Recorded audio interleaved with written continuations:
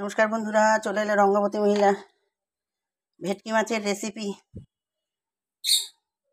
এখানে গোলমরিচ দিয়েছি, জিরে, একটা পেঁয়াজ, একটা টমেটো, একটু আদা, শুকনো লঙ্কা।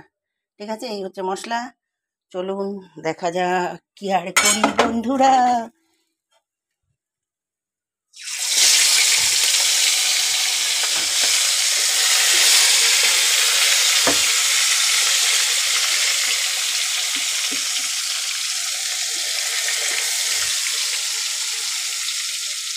এখানে আলু ভেজে নিয়েছি, আর একটা কড়াতে সুবিধা হলো না।